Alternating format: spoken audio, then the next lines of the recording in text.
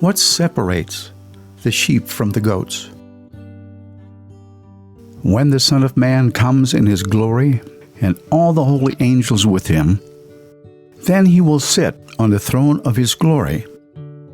All the nations will be gathered before him, and he will separate them one from another, as a shepherd divides his sheep from the goats. And he will set the sheep on his right hand, but the goats on the left. Then the king will say to those on his right hand, "Come, you blessed of my Father. Inherit the kingdom prepared for you from the foundation of the world. For I was hungry, and you gave me food. I was thirsty, and you gave me drink. I was a stranger, and you took me in. I was naked, and you clothed me. I was sick, and you visited me. I was in prison, and you came to me." Then the righteous will answer him, saying, "Lord, when did we see you hungry and feed you, or thirsty and give you drink? When did we see you a stranger and take you in, or naked and clothe you? Or when did we see you sick or in prison and come to you?" And the king will answer and say to them, "Assuredly I say to you, inasmuch as you did it to one of the least of my brethren, you did it to me." Then he will also say to those on his left hand, "Depart from me, you cursed, into everlasting fire prepared for the devil and his angels. For I was hungry, and you gave me no food. I was thirsty, and you gave me no drink. I was a stranger, and you did not take me in. Naked, and you did not clothe me. Sick and in prison, and you did not visit me." Then they also will answer him, saying, "Lord, when did we see you hungry, or thirsty, or a stranger, or naked, or sick, or in prison, and did not minister to you?" Then he will answer them, saying, "Assuredly I say to you, inasmuch as you did not do it to one of the least of these, you did not do it to me." And these will go away to everlasting punishment, but the righteous unto eternal life. Commenting on the spiritual principle expressed in these verses, James, the half-brother and apostle of Jesus Christ, wrote, "What doth it profit, my brethren, though a man say he hath faith and have not works? Can faith save him? If a brother or sister be naked and destitute of daily food, and one of you say unto them, Depart in peace, be ye warmed and filled, notwithstanding ye give them not those things which are needful to the body, what doth it profit? Even so, faith without works is dead. For as the body without a spirit is dead, so faith without works is dead also." Earlier in the Gospel of Matthew, Jesus Christ said, "By their fruits ye shall know them. Not every one that saith unto me, Lord, Lord, shall enter into the kingdom of heaven, but he that doeth the will of my Father which is in heaven." Jesus Christ summed up the will of the Father in 2 commandments. "Thou shalt love the Lord thy God with all thy heart, and with all thy soul, and with all thy mind. This is the first and the great commandment. And the second is like unto it, Thou shalt love thy neighbor as thyself. On these 2 commandments hang all the law and the prophets." Expanding on what it means to love thy neighbor as thyself, Jesus Christ wrote what has come to be called the Golden Rule. "Therefore, whatever you would have others do unto you, so do unto them." Prior to his death and ascension, Jesus Christ prophesied that he would return in the glory of the Father and reward every man according to his works. "For the Son of Man shall come in the glory of his Father with his angels, and then he shall reward every man according to his works." This prophecy was fulfilled during the latter half of the 19th century by the coming of Bahá'u'lláh, the glory of God. And Bahá'u'lláh reaffirmed and expanded on the golden rule by saying, "If thine eyes be turned towards justice, choose thou for thy neighbor that which thou choosest for thyself. Beware, lest ye encroach upon the substance of your neighbor.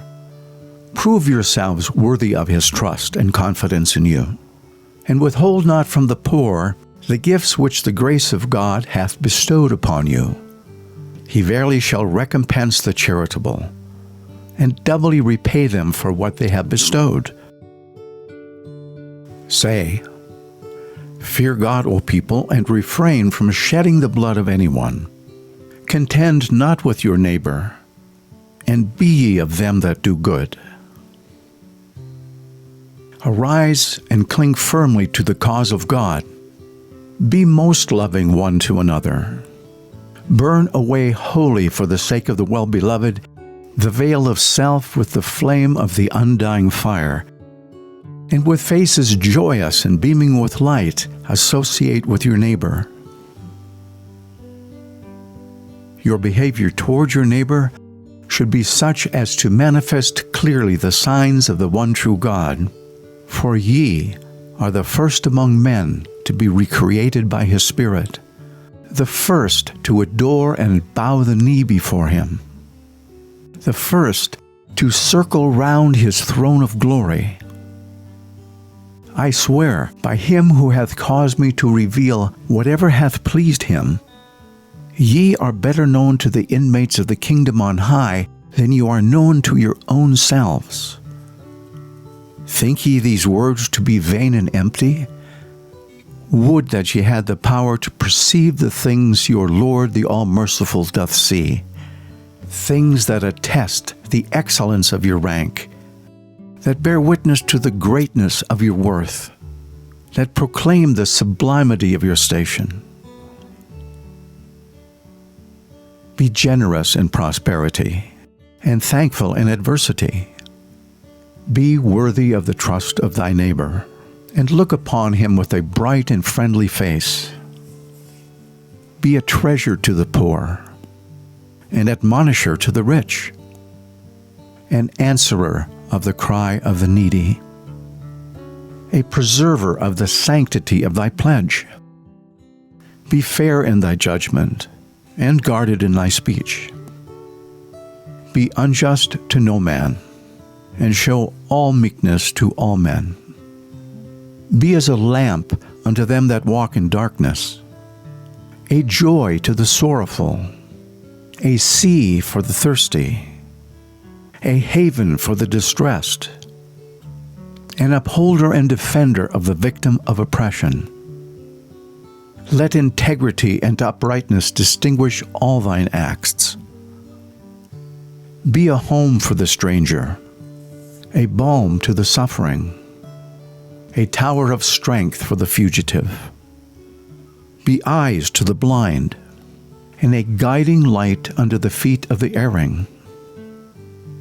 Be an ornament to the countenance of truth, a crown to the brow of fidelity, a pillar in the temple of righteousness, a breath of life to the body of mankind, an ensign of the hosts of justice, a luminary above the horizon of virtue, a dew to the soil of the human heart, an ark on the ocean of knowledge, a sun in the heaven of bounty, a gem on the diadem of wisdom, a shining light in the firmament of thy generation, a fruit upon the tree of humility. You must manifest complete love and affection toward all mankind. Do not exalt yourselves above others, but consider all as your equals, recognizing them as the servants of one God. Know that God is compassionate towards all, Therefore love all from the depths of your hearts. Prefer all religionists before yourselves. Be filled with love for every race, and be kind toward the people of all nationalities. Never speak disparagingly of others, but praise without distinction. Pollute not your tongues by speaking evil of another. You must consider your enemies as your friends. Look upon your evil wishers as your well-wishers and treat them accordingly. Act in such a way that your heart may be free from hatred. Let not your heart be offended with anyone. If someone commits an error or wrong towards you, you must instantly forgive him.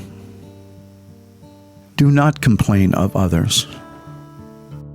Refrain from reprimanding them, and if you wish to give admonition or advice, let it be offered in such a way that it will not burden the hearer. Turn all of your thoughts toward bringing joy to hearts. Beware, beware, lest ye offend any heart. Assist the world of humanity as much as possible. Be the source of consolation to every sad one. Assist every weak one. Be helpful to every indigent one. Care for every sick one. Be the cause of glorification to every lowly one, and shelter those who are overshadowed by fear. In brief, let each one of you be as a lamp shining forth with the light of the virtues of the world of humanity. Be trustworthy, sincere, affectionate, and replete with chastity. Be illumined, be spiritual, be divine, be glorious, be quickened of God, be a Baha'i.